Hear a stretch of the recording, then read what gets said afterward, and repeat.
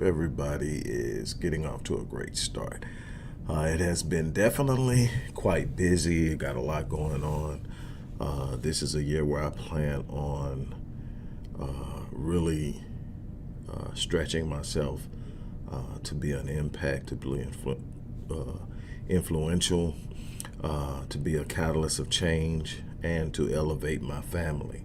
So I am going to be going all out. With that in mind, I want to remind everybody that we are still in the midst of a targeted fundraiser specifically for the Black Men Lead Rite of Passage Initiative. We are still attempting to create a national network through which we can implement a universal rite of passage to integrate and socialize young black males into black manhood. It is immensely important that they are socialized. The proper socialization of young black males reduces the proclivity for violence, for criminality, for waywardness, reduces the risk of dropping out of high school before earning their diploma, which reduces their risk of being incarcerated. With everything that's going on in the community right now, this is something that we definitely need. I will continue to push and continue to ask for support. Something else that we did with the Black Men Lead Rite of Passage Initiative, which is simply a rite of passage. It's much more, actually. A rite of passage will get a young man to age 12 or 13 where he graduates into his process of going into a manhood, with whatever the rite of passage celebration is, with Jews, it's bar mitzvahs, and there are other things. But we move forward that we literally work with young black males up to the age of 30 in the program. We want to give them all the support they need. And while we have always made mental health an active part or component of our processes, we have now started mental health in black manhood, which is a unique approach to dealing with mental health, and specifically integrating it into the manner in which we operate and deal with young black males across the country. And we want to make ourselves available. We are planning on creating a safe space for black men to decompress, a safe space for black men to emote, a safe space for black men to admit their vulnerability, talk about their feelings of inadequacy at times, a lot of things that are overwhelming, but definitely to deal with things like this, depression, dissociative disorders, and other things that stay lurking in the background, undiagnosed and untreated, because black men don't feel comfortable with admitting they have problems because of how they're handled, treated, and labeled. We're going all out with this. This is going to be another part of Black Men Lead that gets a lot of attention, because I want black men to get the help they deserve, the help they need, the help their families need them to get. And we're seeing too many instances of suicide. We're seeing far too many instances of mental health crisis where police are being called out and end up killing young black men who are having a mental health crisis. So we need to also train family members how to deal and cope with someone who may have a form of mental illness. We must be very cognizant of the fact that having a mental illness is not something to look down upon. Many of us struggle with it and we just don't know we have it. It can be, you can live with it, you can thrive with it, you can excel with it, and it shouldn't be viewed as something dark. It should be viewed as something that we face. We need to create that space, and so it's been on my heart for a while, and obviously it takes resources, so I've been sitting on it. But the recent suicide death of Ian Alexander Jr., which is the son of Regina King, and two other 26-year-olds, a friend of a family, I'm not going to say his name because they may want to be private, also a fellow alumni, Cameron Burrell, who happens to be the son, who was a world class sprinter in his own right, but the son of Olympic legend Leroy Burrell and the godson of Olympic legend and sprint legend Carl Lewis, committed suicide back in August. And unfortunately, those aren't exceptions. Those aren't anomalies. Those aren't one-offs. Those are simply magnified or amplified realities because of who they were. People became aware of what was going on. We're dealing with this in our communities far too often.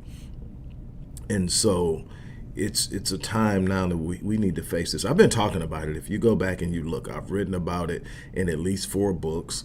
I've talked about it in probably several hundred videos. It's not a new issue with me. It's one of the most torturing realities that I confront because I deal with it every day. I deal with it literally every day. There's someone I'm dealing with that is suffering from mental health. Far too many of them are young black males. So we are going to move forward with this. We are not going to sit around and wait on resources. We're not going to sit around and wait. If you've got someone that needs help, get them to us. If you are someone that needs help, reach out. We are going to find a way to make this work because it's absolutely imperative that we do. On the flip side of that, if you believe in the work we do, if you believe in the need of programs that facilitate the development, the growth, the empowerment of black men, as well as to support the mental health of black men, support the work we're doing because we have the answers. This isn't some half-baked, scoped idea. We have put in the work. We have done literally years of research. We have developed and implemented programs that have worked, and it's time to scale those programs out. It's time to provide a solution to so many things that I see in our community that are treatable, but they're not getting the attention they need. We complain well. We are professional, well-skilled complainers. But when it comes to action, when it comes to facing the world and doing the things we need to do, we're not measuring up. We're not doing the things that are required of us. So I am calling on you to support the work we do. I'm calling on you to be a part of the solution. One thing that I promised is that anyone who donates at least $100 will get a free Black Men Lead hoodie. We're getting those back in this week, and they will be going out. When you donate, just tell us what size you want, and we'll get you out. We're also working on new colors. But again, we've got to be careful how we manage that. But anyway, we are at a place where we're going to have to start being real with ourselves. We're going to have to start understanding the magnitude of what we're dealing with. And we are going to have to lose this propensity towards casual assessment and casual engagement as if nothing is really that serious. We are finding ourselves rapidly descending into an abyss of no return because we won't address issues that are within the reach of our power to change them.